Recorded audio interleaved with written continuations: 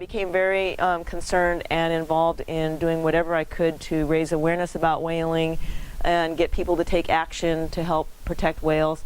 And last year I created this sort of table for educational purposes when I do outreach and stuff. And in the court, since 1986, there is a whaling moratorium that was supposed to be agreed upon by all members of the International Whaling Commission. Does anybody know about the International Whaling Commission? It's called the IWC. Well, it's a group that formed, you know, decades ago because whales were becoming depleted. There are so many whales being killed by the thousands and thousands, to the point where many of them were becoming endangered. And so in 1986 there was an agreement that all the nations that were members would stop whaling. However, since 1986 the whaling has continued, and I found the numbers shocking, and I also found it a very sad thing to hear about whales being killed, because they are very intelligent creatures. So I was doing things like trying to come up with ways to educate people about what's happening to dolphins and whales out there. And so a friend of mine who was with the local TV access station here at COM 17 said, well, why don't we do a program about your paintings? And I go, oh God, I don't want to talk about my paintings. I want to talk about whales and dolphins. I go, oh, okay, we'll put them together. So I incorporated paintings of my dolphins to introduce topics about the dolphins and the whales. And these are a couple other heroes. The person on the left is Eric Cheng. The person on the right is Bob Talbot. Has anyone heard of these people? Maybe not, huh? Because they're usually behind the camera instead of in front of the camera. They both started out as still photographers. Bob now has gone on to do several IMAX films. What I'm doing is the Origami Whales Project, and this is a pattern on how to fold a simple origami whale. And hopefully at the end of this presentation I can show you how to do this. Oh, we'd love to. And this is my way. And can you see the sperm whale? I made the sperm whale. But I had friends help me one weekend. We spent like 8 hours each day in a whole weekend stitching this together. And these were origami whales that I campaigned to collect beginning from the Whale Festival in Santa Barbara in like 2004. And the number of whales in this curtain represents how many whales were killed in 1 year, and that was back in 2003. Can anyone guess how many whales are in that curtain there?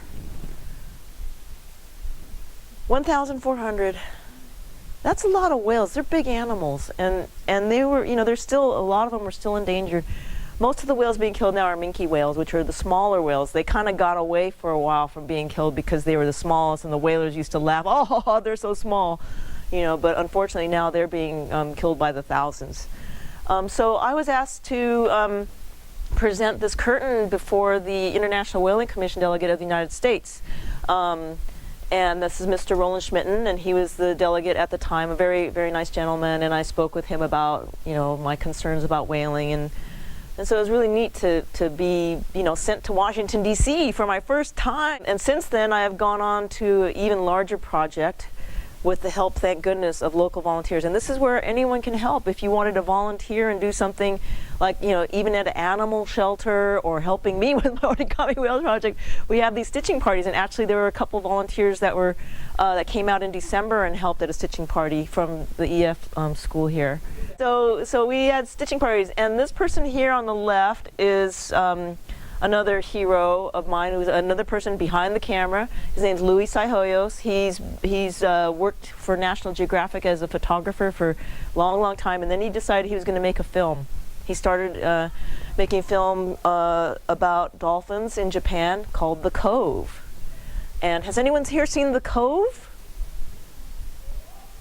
Okay, a few people. That's also on my little list of recommendations. You can rent that from Netflix. It's a really powerful, informative documentary.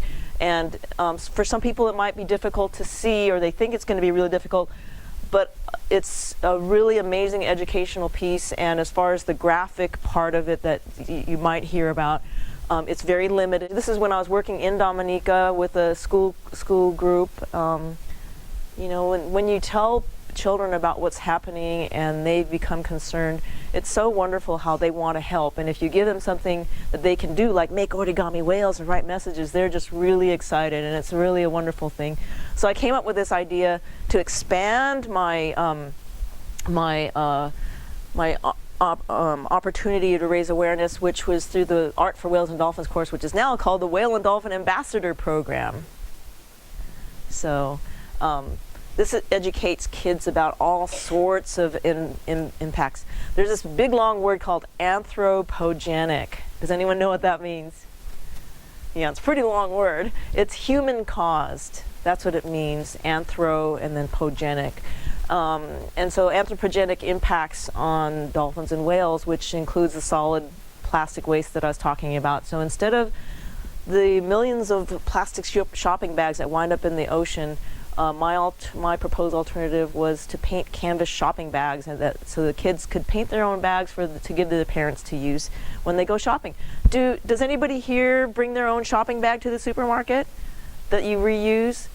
I hope you do, because that, just cut back on the use of plastic, because it's killing a lot of things in the oceans. Does anybody know who this guy is over here? You can see that I'm kind of bleary-eyed. It was early morning and we all had to go to this, didn't have to, but I chose to go to this meeting, the Department of Fish and Game meeting, to encourage them to create marine sanctuaries on our coast to help protect the marine species along the coast and the environment.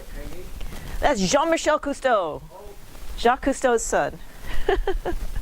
I've known Jean-Michel for quite a number of years because we were all supporters of the Santa Barbara Marine Mammal Center that does rescue and rehabilitation of marine mammals. Like when a seal or elephant seal or sea lion winds up on the beach, you can call the Santa Barbara Marine Mammal Center, and then they will come out, volunteers, all volunteer, they'll come out and pick up the animal and take it back and rehabilitate it, and eventually it'll go back into the wild.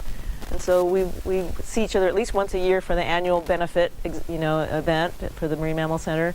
And this is me out there. Can you see me there holding up the sign, "Save the whales"? That was at the beach here at Santa Barbara, near Stearns Wharf. Just continuing to raise awareness about whaling.